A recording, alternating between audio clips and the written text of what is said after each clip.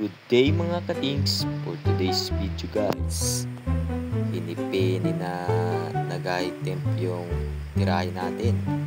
Let's go!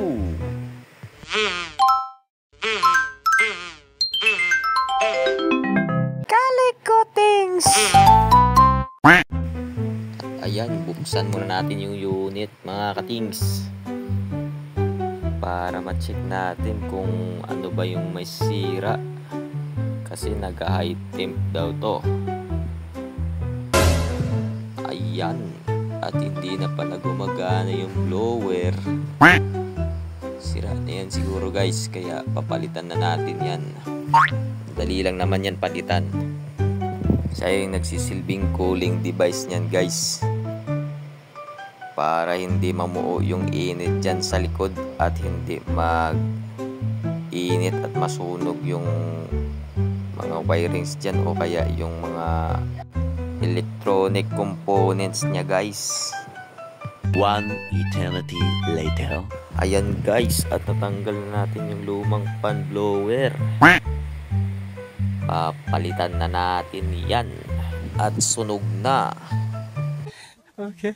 At ayan yung ipapalit nating bagong fan blower na guys. Ganon din kalaki. Wala kasi tayong mabiling yung original. Mas malakas yung higop nung original nito guys kaysa dito. Pero kabitan natin ng dalawa.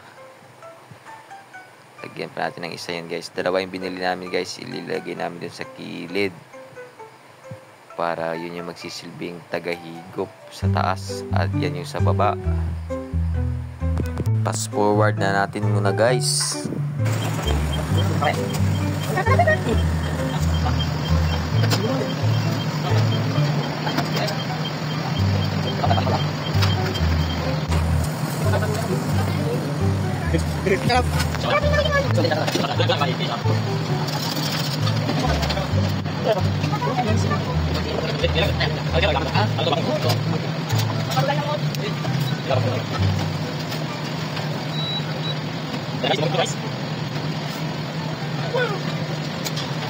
Ayan guys, at tapos na nating may lagay yung mga wire.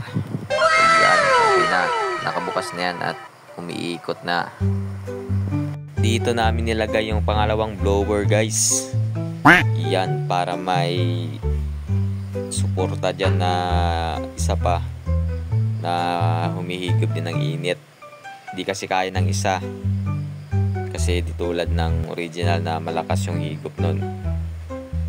Para maging balance lang yung hangin dun sa loob. Ayan guys, at takpan na natin para magamit na nila. Quality yan, basta Regen Kitchen Equipment ang tumirada. Yahoo! Ayos yan mga things.